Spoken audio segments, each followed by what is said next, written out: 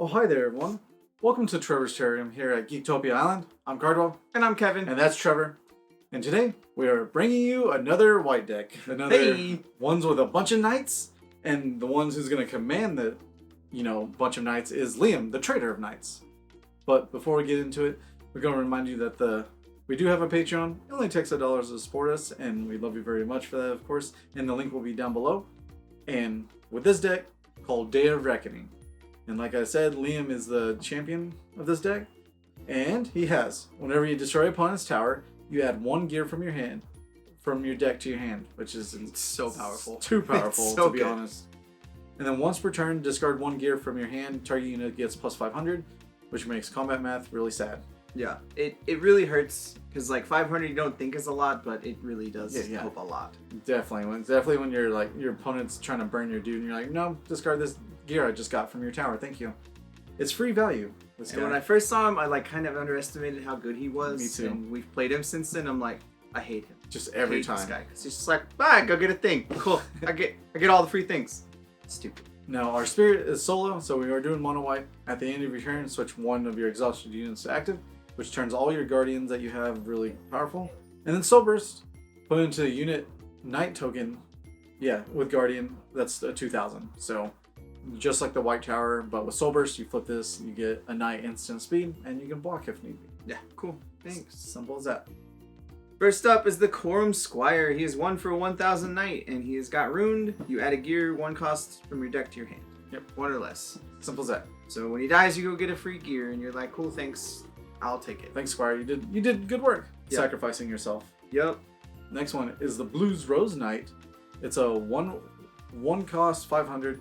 This card has 500 for each unit adjacent to it. So you want all your little knights to huddle up together. Yeah, so it can be a 1500, and it's pretty good. If anything, you turn 1 this, and turn 2 put something next to it, and it can already destroy a tower. So that's pretty good.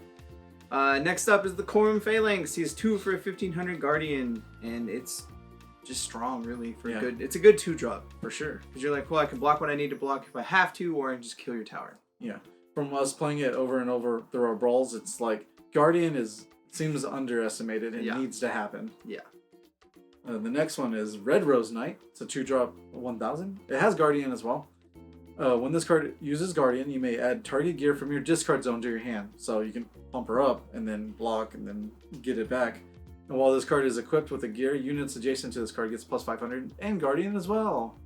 Hey! So if she's next to a Blue Rose Knight, Blues Rose Knight gets even bigger. And ridiculous. Next up is Raza, the Knight of Unity. He is 3 for 1500, and he arrives. You expel any number of gears from your discard zone, put a knight into play from your deck equal to the number of gears expelled. Yep. So you're like, cool, get rid of these 4 gears, go get a 4-drop. Or 3 gears, 3 drops, so forth, so on. Yeah. He just helps you get more dudes, and you want more pressure because you always want to have pressure. Especially late game when you just need that one dude to swing in to whip for the win. There you go. Next one is Black Rose Knight, 3-drop 1500. He has Brawler, so whenever he comes into play, you can swing into another dude.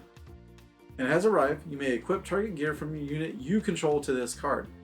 While this card is equipped with a gear, when this card or a unit adjacent to this card attacks, you may draw 1 card and then discard 1 card.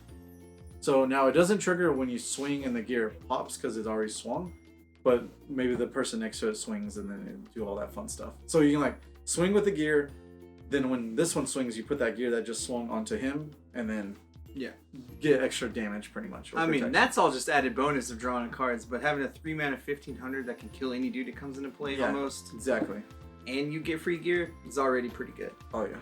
Next up is the White Rose Knight. He is 4 for 2000, and you arrive, you choose 1 for each knight you control, up to 3. Search your deck for a gear and add it to your hand. Equip target gear from your discard to this card, and switch target knight unit to active. Yep. So you can either swing again with that dude or have your Guardian untapped to be like, hey, cool, my Guardian's untapped. Yeah, which is pretty good. He does a lot of value for just the 4. Yeah. Now this one, of course, Brant, the most generic name of them all. He's a Wicked Judge, though. 5-drop 2500. This card gets plus 500 for each of your opponent's destroyed towers. And then if you have 2 or less towers remaining, this gains quickness and cannot be targeted by spells. So this guy is a powerhouse. Yeah, he gets real angry real fast. Super, super fast. Next up is Liam, the Brutal Tyrant. He is 5 for a 3,000. He is a knight. He arrives if you've destroyed an opponent's tower or unit in battle this turn. You may equip target gear from your discard to this card. Already seems good. Yeah, so Sacrifice a knight unit that is equipped with a gear. Deal X damage to target face-up tower. X equals the sacrifice unit's power. So if you scout all the little towers with all your Blue Rose Knights and your little Squires, then you can see all what they have. And then you're just like, cool, that tower takes 20. Yep. Or 2,000. That tower takes 1,500. Yeah. Thanks. It's gross because you don't have to attack. This dude makes you not have to attack towers. Yeah, exactly. So you're just like, cool, sacrifice this dude and I'll get him back with other stuff. It's dumb. It's dumb. And then hopefully you just swing for the win for the rest of them. Yeah. Now the only knight, but pretty much a female knight, is Kara, the Lone Valkyrie. 6-drop, 3,500. She's just extremely good. This card costs 1 less to play for each of your destroyed towers, so it can be a 1-drop that does this. If you have 1 or less towers remaining, this card has plus 1,000, Brawler, and Guardian. If you control no other units, this card cannot be targeted by spells or abilities. So therefore, there's so many combinations you can do, especially if you have your spirit still flipped up normal, because you can Brawler, kill a dude, untap at the end of turn, can't be targeted, I have Guardian, what are you going to do? Yeah. Again, this is one of those cards that I highly misjudged, because it seems kind of bad at the start, and then you see it play and you're like, wow, this card is dangerous. Yeah, when they play it for 2 shards, it's just... 3,500 is a lot. Yes. That's a lot to deal with. And then it gets another 1,000, you're like, great. I don't know how to deal with that guy. And plus whatever augments you want to throw on there, thanks. It gets gross. Yeah. Next up is Gloria, the Awakened Hero. He is 8 for 4,000 with Legendary Hero. He's a Brawler, so he can attack units. Yep. And you search your deck for up to 2 units with 1 cost and put them into play. When this card attacks, target light unit you control gains quickness. So when he swings, he can make somebody else swing that same turn. Yeah. So one of those other little dudes he just put into play, you're like, cool, swing, cool. Yeah. He's very pompous to name himself after just the word glory, but if he does it, I guess. Yeah.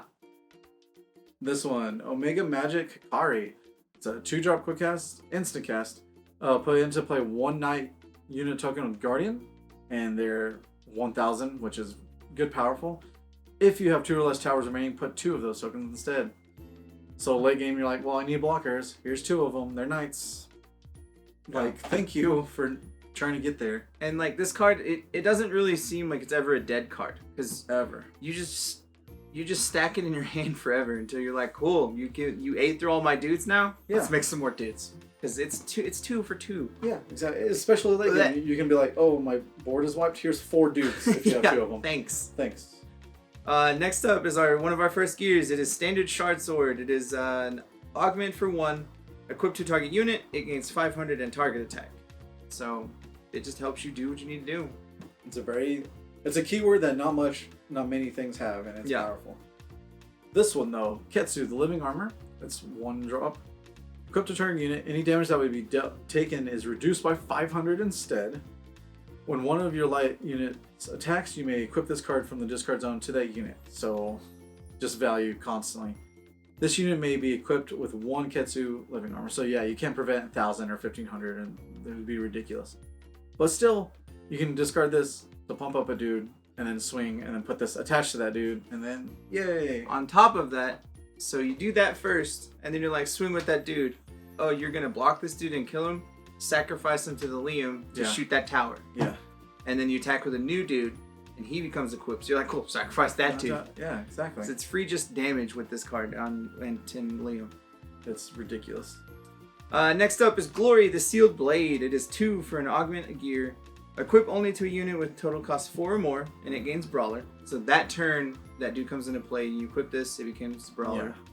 And then whenever the equipped unit destroys a unit in battle, you may sacrifice the equipped unit. If you do, put into play Glory Awakened Hero from your deck or discard zone. And that's what makes this card so strong, is because you can get him if you have your Glory dead, or if you discarded your Glory earlier. But be wary, because the little doggo is running around, so if it's in the graveyard, it's probably dead. It's probably dead, yeah. Because with the white note, rose white, where you can like play it, put a augment from the discard zone to your dude, so you can attach it to him, and then that can make it super cheap because that's just free. And then you swing in, kill a dude, sacrifice him, get the Glory, and then. So there's potential to have Glory in really, really quickly. Yeah. Just it just is dangerous. And then by that turn, you can get 2 other small dudes and just go for it for sure. The next one is a Shining Shardagger. It's 2-drop. It gets plus 500 and quickness because everyone needs quickness. Probably one of the best gears in the game. Yeah, for sure. Just because it gives quickness. It just goes. Rah! And next up is the Glorious Quake. It is 3 for an insta-cast spell. It deals X hundred damage to target unit, and if you do, exhaust each unit adjacent to it. X equals the highest cost of a unit you control. Yep. So you're like, cool, target that dude, those 3 dudes are dealt with. You shoot the one for whatever, and then you tap the other 2. Yeah. We really want to try another kill spell, and this one was to be able to help deal with other situations and such, so we really want to do it. I'm just still really worried how many knights are still alive when there's guns in this world, because this guy has a pistol. And there's another black spell that has a dude with a pistol too, so I don't know. It's crazy. But it's a Glorious Quake. Yeah, it's epic. It's very epic, and they're really scared about it. They really want to talk about this Quake. With that, we'll go into the shards. We have just 6 Argent Shards, 1 Corona, the Spirit Ruby, because it'll always be there, every single deck until it's gone. Yeah. If you don't know what it is by now, you can flip your spear face down, destroy target unit. Otherwise, it just adds normal. Yeah, and otherwise it just adds normal. It's all good. And of course, we have the Holo Crystals because we have tons of Guardian. Produce 1 as normal, or you can exhaust, pay 1, target unit with Guardian gets plus 500 this turn. And like we said, plus 500 is a lot. Yeah, and this is one of those cards that you forget about. Yeah. Especially as your opponent, you're just like, you did what now? What? Yeah, my dude gets plus 500. Thanks. Oh, Get out of here. Try to kill it. Thanks. Bye. And you're like, oh, you did it again. Let's do some more. Yeah, because you can do it in response each time, so it just gets bigger and bigger, and it's kind of ridiculous. Yeah. Usually they say combat math is for blockers, but with that thing, it's always for attackers. Yeah. You're like, oh, I have to make sure you can pump it 1,000. Right. Discarding a unit, and then this, and no, thank you. Of course, and then of course we have honorable mentions. We don't really have a sideboard because we don't know what your local meta is or what the big tournament meta is for you at the moment. So it's honorable mentions. The first one is Commander of Light. It's a 3-drop 1500. Exhaust, recover all units adjacent to this card. This card cannot deal damage until they cannot deal damage until end of turn, but that's okay because if your guardians are bigger than their dudes, you just want to save your towers anyway.